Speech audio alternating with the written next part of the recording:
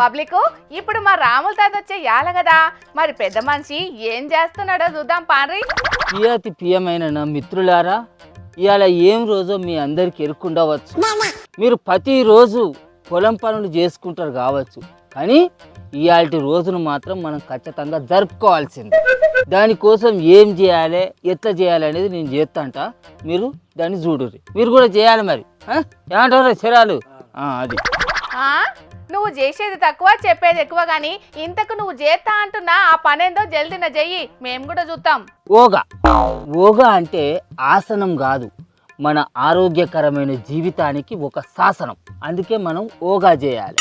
మరి ఆ ఓగా ఎట్లా చేయాలి ఏందనేది ఇప్పుడు నేను ఒక ఓగాసనం చేస్తా, దాన్ని చూసుకుంటా మీరు కూడా చేయాలి. సరేనా? నువ్వైతే చేయి, మేము తర్వాత చేస్తాం. ఓహో, ఇవాళ మన ప్రపంచ యోగా దినోత్సవం కాబట్టి ఈ అంగడి ముంగటేసుకున్నావు పెద్ద మనిషి. చెయ్యి, ఏ పాటి యోగా చేస్తావో నేను చూస్తా. అరే ముందుగాల నువ్వు అయితే వెయ్యి, అచంక మేము వేస్తాము అని అంటే ఏందని అట్లా లాస్కులు ముద్దు కిందకి 30 ఏళ్ళు వచ్చినాయి. ముసలోని నేను ఆసనాలు వేస్తా అంటే నువ్వు చూసి నువ్వైతే ముందుగా లేయి అచంక మేము వేస్తాము అని ఎగురుతున్నావు. నీ ఆలుక దక్కువ బతుకులు. అరే నీ అవ్వ, యోగా అనేది వాళ్ళకి ఇష్టం ఉండి చేయాలి గాని నువ్వు వాళ్ళను అంతగానో బలవంతం పెట్టి ఎందుకు చేస్తున్నావు ముసలోడా? అవసరమా నీకు? అరే అవసరమా అని మాట్లాడతావేమే అటిక తలికేదానా? మన దేశంలో పుట్టిన ఓగ గురించి ప్రపంచంలో ఉన్న దేశాలన్నీ తెలుసుకొని ఆ ఓగని ఏత్తాంటే మన దేశంలో ఉండి చిన్న డబ్బెడు పెట్టుకొని తినే వీడు ఓగ గురించి తెలుసుకొని ఓగాసనాలు వేయడా? మళ్ళా నువ్వెయ్యి నేను ఎత్తా అని తిప్పులాడతాను. అయినా పొద్దు మాపు వ్యవసాయం పనులు చేసుకునేటోళ్లకు యోగా ఎందుకే తాత? ఎబుసం పనులే ఒక పెద్ద యోగాసనం అసంటే. పొద్దంతా వంగి నాట్లేస్తారు, పొద్దంతా నిలబడి పత్తేడతారు, పొద్దంతా కూర్చొని కలుపు తీస్తారు. ఇక వీటికంటే మించిన యోగాసనాలు ఏముంటాయి చెప్పు?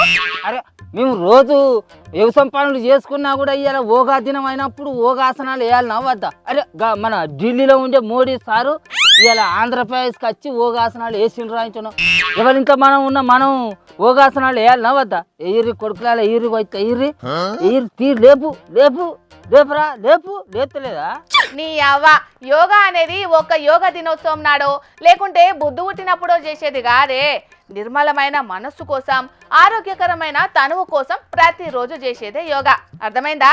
ఇక ప్రతిదినం పొద్దుతోటి పోటీ పడ్డట్టు పొద్దు పొడవక ముందే నిద్ర లేచి తట్టా పారా పట్టుకొని చేలు చిలకల కాడికి పోయి పనులు చేసుకునే మాకు ఓగ చేసుడు ఏడ కుదురుతుంది?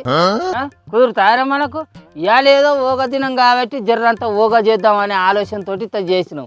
కాకపోతే ప్రతి దినం రోజు పుట్టుగా తిని మంచం వేసుకొని మలుచుకొని పని నీ అసొంటోళ్ళు అయితే ఖచ్చితంగా రోజు ఓగా చేయాలి. ఏమంటారు శంకరి? ఈ ముసలోడు అటు తిప్పి ఇటు తిప్పి కొసాగరికి నా దగ్గరికి తీసుకొస్తాడు కదా ముచ్చట్ని. ఆయన నీకు ఏం ఆసనాలు తెలుస్తాయని వాళ్ళకి నేర్పిస్తున్నావు చెప్పు? అదే నాకెందుకు ఓగాసనాలు రావు? ఇట్లా నెమిలి ఆసనం వేయస్తుంది, అట్లనే పద్మాసనం వేయస్తుంది. ఇక అన్నింటికంటే నాకు బాగా ఇష్టమైన ఆసనం శివాసనం. అది పొద్దులేయమన్నా చేస్తారా శివాసనాన్ని? దానికి తెలియదు. అది నువ్వు రోజంతా వేసే ఆసనమే కాదే. పని పాట లేని నీ ఆసనటోళ్ళంతా ఆ ఆసనం వేస్తారు గాని మరి అయిపోయిందా నీ ఆసనాల పాఠం? ఏడైపోయినాయి ఆసనాలు వేసే టయానికే నువ్వు వచ్చి నడవంతరానా ఏలు పెట్టి నువ్వు ఆగు జరసేపు వరిశంకరి. ఏంద్రా నేను పక్క ఓగాసనాల గురించి చెప్తాంటే నువ్వు పలక ఫోన్లో ఏలు పెట్టి ఏదో గెలుపుతాను ఏంద్రా? నాకు ఇంపార్టెంట్ ఫోన్ కాల్ వచ్చేది, దాని గురించి నేను చూస్తాంటే నీకు ఎక్కడ పని లేక నువ్వు కోరుతాను.